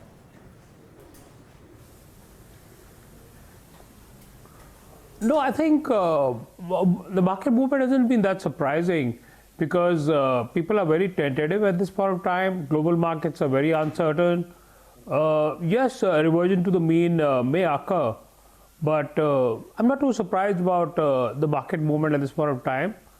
I think on the whole, this is a very good, market setup going into 2019. We came into 2018 with a lot of expectations. 2018 was a real challenge with lots of volatility and, correction. Last 2 months have been really, shooting in the dark for everyone. No one has had a clue as to what to do, because of so many, variables that have been playing around, whether it's domestic politics or international crude prices, etc. So I think now things are starting to settle down. Volatility is coming down. We would be in a much better environment going into the next month. That's the next year. How did you view this yet another set of cuts in the GST rates? They have left the two larger revenue grossers out of the system. Others small cuts, but at a time when the GST revenues has been falling short of what was largely anticipated when the move came in. A further reduction out there, populist or necessary, or a mixture of both, and any impact on the markets thereof? I think necessary, because right from the beginning there has been clarity on this, that GST rates on the upper slab would come down. There would be just one or two items that would probably remain, in the highest bracket. So slowly they've been coming down, but I don't think the GST collections have been going down. But if you look at it over the last year and a half, there has been, a phased reduction in most of the rates, and GST collections haven't really dropped dramatically. Yes, GST collections aren't as what they were projected or expected, over 1 lakh crores, etc. But I think what's going to set in now, and government has given leeway in the last year and a half, naturally so, because this is a long-term, measure that's been implemented in the economy. I think they've been a little easy on the enforcement and compliance side. What I'm clear about, obviously they're not going to say it, because they don't want people to start accusing them of tax terrorism and all those kind of, stuff that keep coming up. But I think enforcement action will now be very aggressive, because if they're going to bring the rates down, they'll have to ensure compliance. Because on ground we see still a good number of businesses, particularly in the unorganized sector and particularly in the small sector, who are still trying to find innovative ways, and we do read about them in newspaper also, innovative ways of staying out of the GST net. But the government is going to crack down heavily on that, and as soon as they start doing it, I don't see any reason why you'll start seeing GST collections exceeding 1 lakh crore, 1 lakh 10 crore, 1 lakh 20 crores, what government has projected. So now this has to be followed by enforcement and compliance for those who are not really complying with the law. And the rates coming down was naturally expected, and it's good for the economy, because people are actually then, incentivized to comply than evade. Interesting. Yeah, well, I certainly hope that that it's actually complied with, and strict moves are levied to the defaulters as well. But fair call, Sanjay, that is not to perturb with the cut in rates as well. Necessary is what he's saying. Sanjay, how do you view the overall climate now, considering what's happening in the US? We just spoke a few days back, so you gave a view there. What's changed between then and now? is that we have yet another instance of a shutdown, though it's not necessarily been market unfriendly the last time, the shutdown that happened, but two, ever more noises of large, stable voices in the United States moving out of the government. We had Mattis moving out. Now there is talk, and while Donald Trump has denied it, but there was this big chatter of him firing Jerome Powell as well. If that, how do the world markets kind of react to all of this? Because I still think the saying holds true that when US markets sneeze, the world markets do catch cold. India may have been an exception in the recent past, but we won't be an exception for too long if the US markets continue to fall. I completely agree with you, Neeraj, that US markets do lead the way. US financial system is still the leading, it's still the biggest system that handles most of the money worldwide. So I think definitely we need to see some stability, and we need to see absolutely clear messaging from the political leadership there. We can't have this kind of messaging going on. Suddenly we see key functionaries being pushed out or resigning, and similarly we had these noises about the Fed chief, etc. But I think this will pass, because this is a phase that's going on in the US with the new president in place for the last year and a half, 2 years. He's absolutely unconventional. He's not really a politician. He shoots off his mouth. He begins the early morning with a Twitter, with a tweet, and then the whole world goes into a tizzy. So I think this needs to stop at some stage, and then the global markets would get a cue as to where exactly is US financial system and the US policy making, not just in finance but even in defense, commerce. We've had these trade wars. A lot of those issues are unsettling the world, and that has to kind of stop in a way, and some sense of balance has to result. Has to basically come back to the financial system, so that the rest of the world can adjust to it. Well, you are in your element today as well, Sanjay, and that's good to see. The other bit is therefore, in a scenario like this, how do you, what's the, I don't want to get into pockets, because as I said, we've discussed that last time. How do you approach your investments? Do you stay on the sidelines for the time being because the world is just so volatile, or do you go out and selectively deploy cash? And if you do, does it largely remain bottom up still, or would you find themes wherein you would selectively deploy money, or choose the themes where you want to deploy money and then go out and pick up a company there? I think, Neeraj, this is one of the very rare occasions in the Indian markets over the last, 24 months or maybe 3 years, where we actually have, opportunities available across sectors. So we don't necessarily need to focus on themes. Whether you look at large cap, mid caps, or whether you look at it from a, sectoral point of view, you will find good companies to get into, conviction buys to get into, in the consumption space, in the infrastructure space, in the capital goods space. The markets are, I think, very well positioned at this point of time. We've had a good amount of leverage that's gone out of the system, or is really being ironed out completely. We've got, a situation where last 3 to 5 years we've had no substantial or no capacity at all coming up in the core industries, which suck up a lot of capital, and then idle capacities cause problem in the economy. So therefore, in this, to cut a long story short, I think a bottom-up approach, and not being sector specific, but finding good buys across sectors, building a good portfolio, this is the right time to start doing it, because we're running into the election season. And invariably, post-elections, things settle down.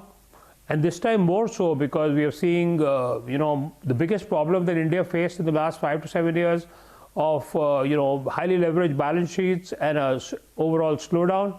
That is kind of now getting over towards the end of it. So I think we are very well positioned to encash opportunities right now to start making our shopping list and slowly dibbling in and adding on every dips like what we had on Friday. Okay, interesting. Sanjay, I know I said that we won't venture into too many sectoral details, but a couple of spaces that we didn't discuss, and again, things have changed in the last 15 odd days since we last spoke. Pharma. And the reason I bring this up is, two or three, but the principal reason, I hear a lot of your brethren speak about how Indian exports to China, API exports to China, have now started moving up. They didn't get approval for a reasonably long period of time. Now that companies like Divi's, for example, have gotten the first approval, the next approvals are coming at a fast pace. I think India has made a representation to China as well to lower duties, reduce competition, so on and so forth, etc. Multiple things that India wants China to do in order to create that as a large market as well, because it is also to China's benefit. Do you play this theme at all? Could China as a market become what the US was 15 years ago?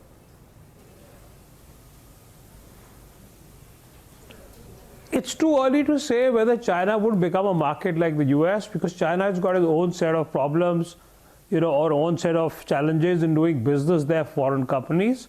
But I can say one thing, that the trade axis that was tilted towards or was completely aligned towards the Western world, that's US or Europe, has now balancing out and tilting towards other parts of the world, which includes China majorly, because China is a big market. Indian companies have started to look at the Far East, and not only China, but across the entire Pacific Rim, and other opportunities here. Whether you see the trade with Korea that's going up, or trade with a lot of other countries that's going up. China, yes, is a big opportunity, and there has been a conscious shift that has been made by the current government, and we can make out from the kind of meetings Prime Minister Modi has had with Chinese leaders. And the fact that China and Western world, particularly US ties, etc., have been strained. So definitely China opportunity is going to open. Now coming out to specifics, what you asked about pharma, yes, I think very good beginnings have been made by some companies, DV as you mentioned. And I think many more such initiatives, or many more such initiatives are in the pipeline by other companies. And you will see a lot of other things happening with many other Indian companies also, across sectors, who would start looking at China a little more aggressively compared to being focused on the Western world. But that doesn't take away from the fact that there's a long time coming for China to become a big market for Indian companies, or very easy market for Indian companies to do business. I think there are big challenges there still compared to the Western world. Yeah, I'll talk about challenges, and the Western world is facing them too in China, so India shouldn't be any exception. Sanjay, one last question really before we wrap this up, and again on a high frequency indicator space, and which is autos. Now, the reason I bring this up is a couple of experts who we spoke to recently, couple of dipstick studies that we did, seem to suggest that sales have indeed slowed down quite considerably. Blame it on the lack of financing available, or just people holding back on the pedal of spending right now because of the uncertainties. But I think the numbers have started to slow down, and a couple of people said that you will see some serious challenges in the Jan, Feb, March numbers as well. What is your sense, and therefore what does this do to auto investing? I think your observations are absolutely correct, and what you said, that other people in the industry, in the analyst community and in the investment community, are fearing right now about the auto industry. But to me, more than the Jan, Feb, March, or the next a few months ahead numbers because of credit, etc., whatever that means, to me a bigger worry to auto industry as it stands right now in India is the structural issues. In fact, I think the industry is actually going through a major, change right now. It's probably at an inflection point, because this complex equation of EVs, public transport, congestion that we're facing across the country in terms of automobiles on the roads, etc., emission issues, environmental issues. So I think auto industry visionaries and people who are on top of companies, I'm 100% sure, whether they admit it or not, would be having sleepless nights right now as to where exactly are their conventional models headed, how long are their conventional models going to last, and that will percolate down right to the last ancillary also. We're already hearing that openly from some, but internally I can guarantee you that every CEO, every promoter of an auto company right now is probably living his worst nightmare as to where exactly is the industry headed, in terms of, because you really cannot manage this breakneck speed of month-on-month numbers, quarter-on-quarter numbers, more so when this kind of a structural shift that I'm talking about. We've seen that very evident in the US in the last 2 to 3 years, I think, and in the Western world, in Europe also. I think a very aggressive shift is going to come into India, and it'll be much more rapidly hitting India compared to the Western world. As we get more and more conscious about environment, congestion, developing public transport infrastructure, auto industry will have to really do a rethink as to where exactly their models are positioned right now. Well, yeah, a point well taken too. Sanjay, Dutt, really appreciate you taking the time out today and joining us. Thanks so much for agreeing on such a short notice as well, and seasoned greetings to you and everybody at your team. Always a pleasure being on the show. Thank you so much. Thanks. That's Sanjay Dutt. And some interesting views out there on the world markets, the GST cuts and the impact thereof too, and a couple of spaces that are high frequency. Very flat for the markets though, almost nothing happening. But hey, always something happening on Bloomberg Quint. We take a break. On the other side, two very interesting discussions. Firstly, talk about the competition and opportunities for Biocon in an extended chat with Chairperson Kiran Mazumdar Shaw. You don't want to miss this. Also, throw in a news-based discussion, the GST rate cut on movie tickets. Deepak of Multiplex Association of India is the president of that. Johnson right now to talk about what could some of the cinema owners do. Stay tuned.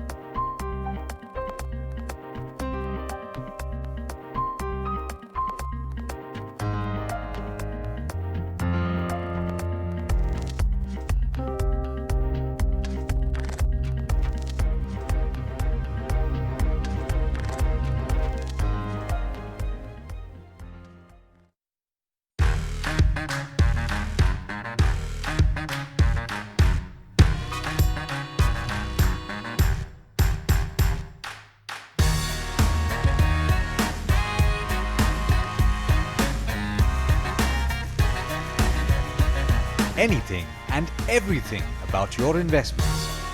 We're just a touch away. Monday to Friday at 12:30 p.m. only on Bloomberg Quint.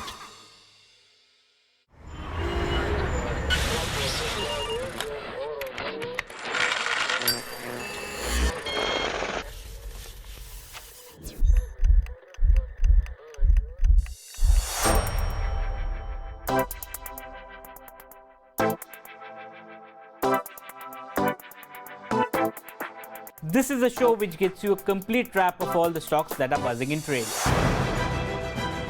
Everyone's a price taker, not a price maker out here. There are better opportunities in the marketplace. The return ratios will improve, margins will improve. What are you seeing? Valuations are extremely expensive. It would take 100 years of profits to really pay off the entire debt. Not all good businesses are good investments.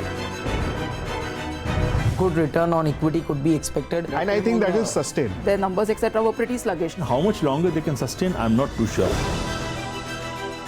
It has never been the scenario in any of the stocks. It's an avoid for him at this point of time. I wouldn't write it off in such a hurry. We're getting into more complex chemistry. Join me as I navigate the hottest stocks and help you pick the right stock at the right time.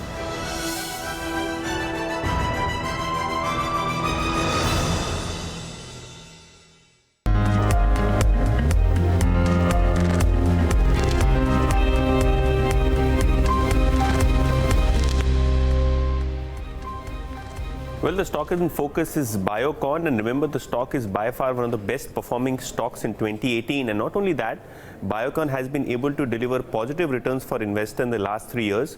Joining us is Kiran Mazumdar Shaw. She is the chairperson and MD at Biocon, and she'll be taking us through how really are the opportunities shaping up for Biocon in the marketplace. Thank you so much, ma'am, for speaking to Bloomberg Quint and taking out your time.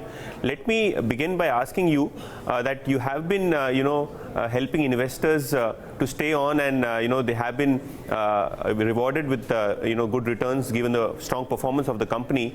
Moving ahead, as the competitiveness increases in the marketplace, how really is Biocon positioning itself in the domestic market as well as in the international markets?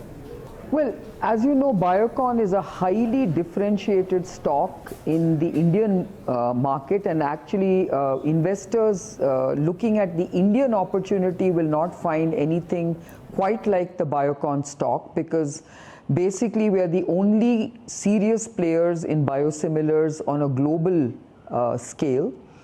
So from that point of view, we believe that our stock is uniquely placed in the Indian market and for Indian investors. Now, looking at it globally, I think even global investors will find Biocon to be a very, very unique stock, because as you know, there are very few players at this point in time who are playing seriously in biosimilars. Biocon and Mylan together have a very rich portfolio which is beginning to deliver in the marketplace, because we have several biosimilars approved and already have entered the European markets and very soon the US markets. And like I said, the kind of products that we have basically brought to bear and got approval for are very high ticket biosimilars, such as pegfilgrastim, such as biosimilar trastuzumab, in the future bevacizumab, and of course the insulin portfolio of glargine, aspart and the like. So I think we have a very large portfolio of opportunities. If you know what's happening in the biosimilars arena, almost $30 billion are up for grabs in the next 5 years. And if you look at the fact that $70 billion of biosimilars are going off patent over the next 10 years, then I think you can see the kind of opportunities we are addressing. And I think we are very well poised, because biosimilars, unlike generics, is a very, very complex sector to play in. It's about understanding the complexities of developing such molecules and basically developing clinical strategies to get them into the market in the most effective way. Good to know that, ma'am. And as you were mentioning, your partnership with Mylan has really worked well. Moving ahead in 2019, the calendar year, can we see more product launches, more products in the pipeline that you have being launched in similar model? Well, as you know, we've received European approval both for trastuzumab and pegfilgrastim. And we've already been approved for insulin glargine in Europe. So I think Europe is definitely going to be an important market for us in 2019. And then, of course, we also expect US markets to open up for us in 2019, where we already are in the US market with pegfilgrastim with a pretty good start. Yes, competition will build up, but I think we have an early mover advantage, and I think both Mylan and Biocon are in it for the long haul, and we are there to compete and make sure that we become dominant players in biosimilars in the years ahead. Okay. And ma'am, when we talk about the domestic business, you have been facing some headwinds. The growth is not as strong as your international operations. So, despite the restructuring efforts that you have initiated, so what can we expect, from Biocon for the domestic business, and do you plan to hive off the domestic business in the future? I think we will stay with the domestic business, because I think it's important to build a brand in your own home market. But we do not want to play a commoditizing game, and that's where the headwinds are in the country. But I think things will normalize over time, because I think the kind of, competitive environment that there is in this country is simply not sustainable in the long term. I think these companies are playing for the short term. I think they are not looking at global opportunities. And yes, I think their investments for developing assets just for the Indian market is going to be much smaller than what we have for global markets. So we will see how to sort of strategize. At this point in time, we want to basically maximize our returns. So we don't want to compete in a highly discounted market like India for the time being. Maybe the time will come when we will actually decide how we want to play better in this market. But for the time being, we will stay in this market because we know we have a very good product pipeline. We know that in the Indian market will start appreciating our pipeline in the coming years, and we will, develop and build on this market opportunity in a very judicious way. I don't think we want to play a bloodbath game in the Indian market for now. Okay. Ma'am, 2-3 things which are happening on the international front. Number one is the opportunity that a lot of pharma companies are seeing because of the supply disruption in China. Of course, they have their own pollution issues and other quality issues. Do you find some opportunity given the fact that there have been some supply constraints from China when it comes to the raw materials required for the pharma industry? And secondly, is there any impact that Biocon sees because of the US sanctions on Iran and the business there? I think Biocon has, basically understood the supply chain aspects of this business, and I think as a company we have basically made sure that we are vertically integrated. So the kind of disruptions other companies are facing is not to that extent in Biocon. Yes, we do import a few intermediates from China, but I think we also have our own in-house capabilities and production that can take care of these kind of disruptions. In terms of sanctions, I think our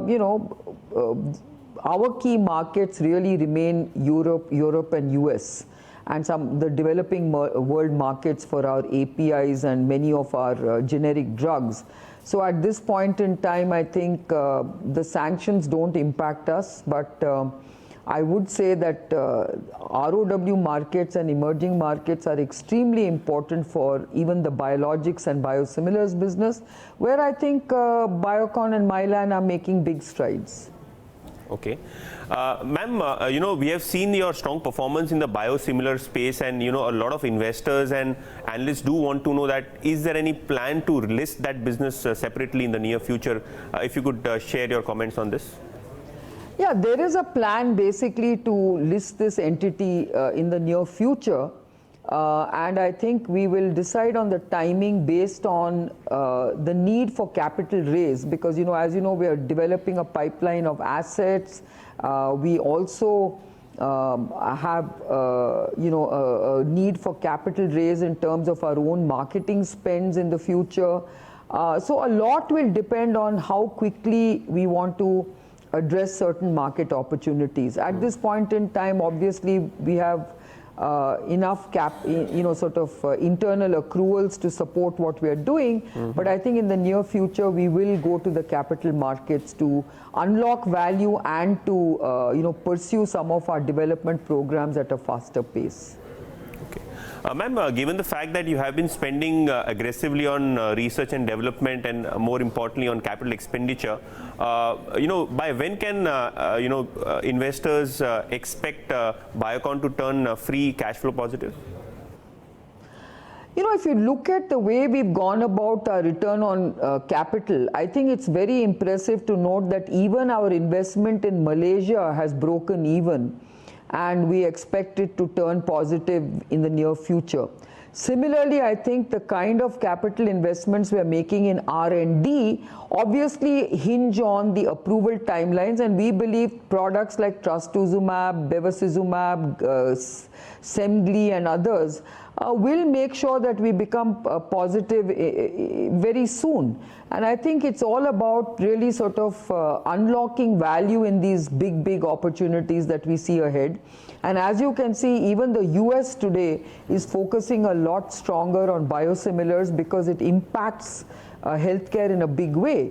It is estimated that over the next 10 years, over a period of 10 years, that is 2014 to 2024, the US healthcare system will benefit from cost savings of $250 billion by embracing biosimilars. So these are very important developments which I think Biocon and Mylan can take advantage of. Okay. And ma'am, my final question on US markets, of course you have been getting a lot of approvals there, but again on the other hand we have competition coming in from companies like Teva and so on and so forth for your products. So in terms of the pricing environment in the US, your profitability in the US markets, how do you see the coming year shaping up? Well, obviously, Mylan and Biocon are extremely, prepared for, discounting from competition. Actually, if you look at it, most of the discounting is come from, the innovator companies who are in desperation trying to drop prices to keep biosimilars out. But I don't think that can be sustained for much longer. So I think the kind of competition we see is really from the other biosimilar players. And we expect that because it's not such a crowded market, we expect that there is space for everyone to play in. Okay, thank you so much, ma'am, for speaking to Bloomberg Quint and taking out your time. We wish you all the best for the new calendar year 2019. Thank you. And wish you also a very, very happy and rewarding 2019. Yeah, and 4th straight years of gains for investors. Yes, absolutely. Thank you. Thank you. Well, that's yet in more time conversation with Kiran Mazumdar Shaw. Now to the important news bits. The GST Council has reduced rates on movie tickets. Tickets priced above 100 rupees will fall in the 18% slab against the 28% slab earlier, while tickets priced below the 100 price, very few I might add, will fall in the 12% slab versus 18% earlier. Theatres will have to pass on the reduction to consumers, but will more affordable tickets increase footfalls in cinemas? That's talked to Deepak. He's president of the Multiplex Association of India, and in a bit we'll also be joined by Nitin Sood, the CFO at PVR. Mr. Ashar, thanks so much for joining in. Is it too soon or too premature to assume that a tax cut of 10% on a ticket priced above 100 would lead to footfalls?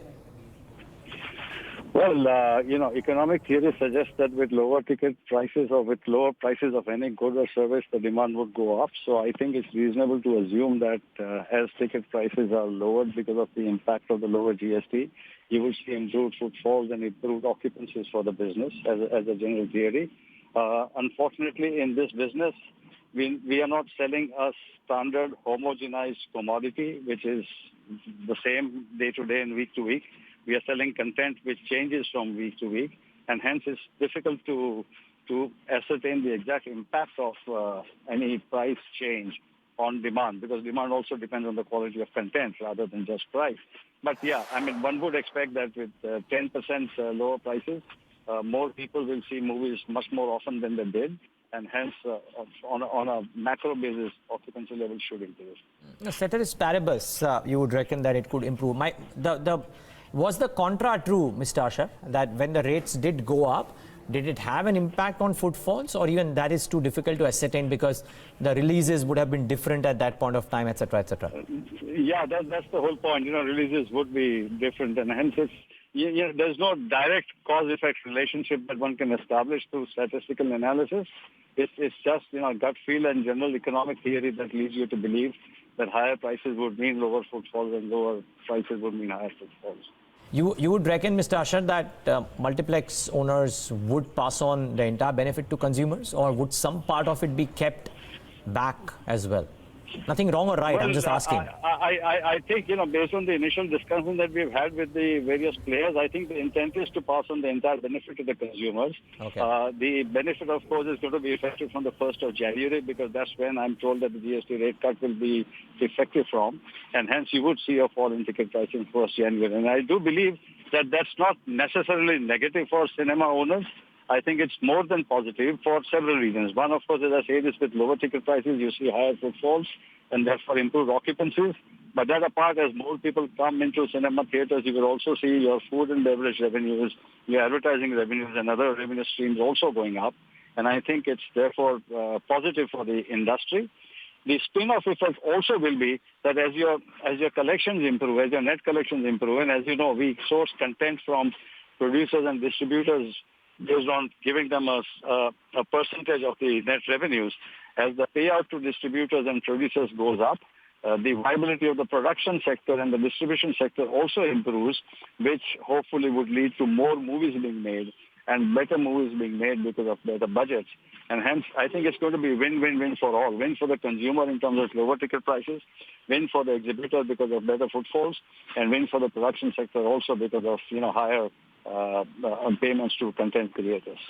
Well, Nitin Sood also in this conversation, and Mr. Asher, I request you to stay on. In opening thoughts, Nitin, thanks much for joining in as well. Mr. Asher believes, and maybe rightly so, that no direct correlation, but would you believe sentiment-wise this could help spur demand in whatever little way that it can? Yeah, I completely agree with Deepak here, and I think it's a very big positive news for the entire industry, not just the film exhibition sector, but as Deepak rightly pointed out, also for the distribution sector and the film production sector, because we are all sharing a percentage of collections that we collect from the customer. So I think overall impact will lead to direct ticket price reduction, and hopefully I think with more consumers coming to cinemas, I think the entire sector should benefit in the long run. Interesting. Mr. Asher also spoke about and obviously so, that the pipeline and the content available at a given point of time would be a bigger determinant. Add to that the fact that this is in play. How does the first quarter then look like? Because you guys would have a sense of the kind of box office that is coming up. How does, therefore, the Jan, Feb, March quarter appear to be? Nitin, the question first to you. Yeah, I think we have a very good lineup of films. This entire year has been a good year from box office perspective, both on the regional cinema front, Hollywood cinema front, and even the local Hindi film industry. We've had a lot of films which have done exceedingly well, smaller films which have kind of surpassed expectations. There have been a few misses, but I think more or less they've been made up by the other films. Jan, Feb, March is again looking like a very good quarter. We have a lot of films releasing every month in January, February, March. So we are looking forward to a blockbuster year in 2018-19. Very interesting. Mr. Asher, the same question to you. I mean, would you believe that the box office content available in the Jan, Feb, March quarter, coupled with the slightly lower ticket prices as well, or maybe substantially lower ticket prices, 10% might be big for some people, would ensure that the last quarter of the current financial year would be a good one for multiplex owners? I think so, yes. The pipeline of content is pretty good. Speaking for a moment, removing my MAI hat and wearing my INOX Leisure hat, we are also on a fairly significant and aggressive growth spree. We are adding screens this year. So the impact of those incremental screens, the impact of the content that's coming in, and the impact of the lower ticket prices, which hopefully should lead to higher footfalls, I think all put together will lead to significant financial performance improvement over the next few months. We only hope, just one caveat there, we only hope that the content pipeline that looks so attractive on the front windshield will look equally good in the rear view mirror. So once the movies are done, we hope that they would have performed as well as they're expected. Well, one certainly hopes so. Mr. Asher, we'll leave it at that. Thanks so much for taking time out, Deepak Asher, and joining us. Nitin Sood, I just have one final question to you. It would be premature or, not right on my part to not talk about the fundraise as well, without getting into specific details, etc. Just a broad brush comment on what would timelines and what would this fundraising mean for you? Yeah, essentially, I think right now it's just an enabling resolution that board has passed, which allows the company to think about a fundraise in the future. And I think the broad idea behind this fundraise essentially is as and when we raise this money will be to accelerate growth and then make further investments in the pipeline of screens that we are supposed to open. So it's an enabling resolution, I think, and we'll share more plans as we go along the way. Okay, fair call. Well, we certainly hope that things turn out even better than what they appear right now. Nitin Sood, thank you so much. It's strange to see in a country like India, the largest multiplex chain, about $1 billion. There's a lot of size and room to grab. Please go and do that. Thank you so much for joining in today and giving us your thoughts. That's Nitin Sood, the CFO of PVR, talking about the impact of the lower ticket rates. Both the men hopeful of things improving in the Jan, Feb, March quarter with lower ticket rates and maybe better box office content as well. It's a wrap on this leg of Indian Open. From me, Neeraj, and the team that put this show together. Thank you so much for watching. Stay tuned to Bloomberg Point Live. Up next is the FNO Show.